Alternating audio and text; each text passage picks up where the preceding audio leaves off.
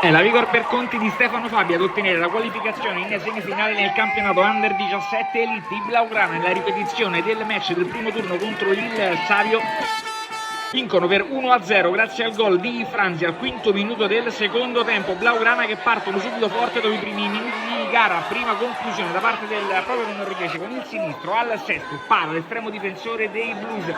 Ancora Vigor per conti pericolosa sempre dallo stesso lato, questa volta è Cortoni a sparare alto sopra la traversa. Savio che inizia a farsi vedere intorno al minuto numero 21 della prima frazione di gioco, conclusione dalla distanza da parte di Petrucci, palla che termina alta sopra la traversa. Ancora Vigor per conti che gioca una prima frazione arrembante, altra conclusione che però si perde sul fondo. Ancora Vigor al minuto numero 27 della prima frazione è Franzi a spostare il pallone, poi a provare con il sinistro, para Liguori con i piedi. Ancora Vigor sul finale della prima frazione di gioco al 46esimo, ancora Franzi a lasciare il pallone all'indietro con la conclusione da parte del numero 6 dei Blaugrana che coglie la traversa, vale a dire Frisoni.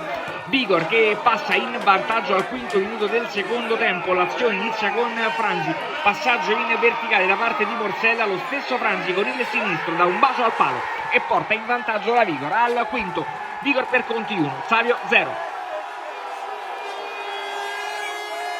Savio che prova allora a reagire con questa conclusione da parte del proprio numero 10, cross all'interno dell'area di rigore, palla che esce dalla stessa, conclusione al volo con il destro da parte di Petronzi. A rispondere è il numero 1 dei Blaugrana che mette il pallone in corner. Vigor per conti che ha una multipla chance per trovare il raddoppio, conclusione debole questa volta da parte del numero 8 della formazione padrona di casa Morsella. Ancora Vigor pericolosa qualche istante più tardi a parare, è sempre il numero 1 dei Blues, azione che prosegue, poi Savio che riesce a salvarsi.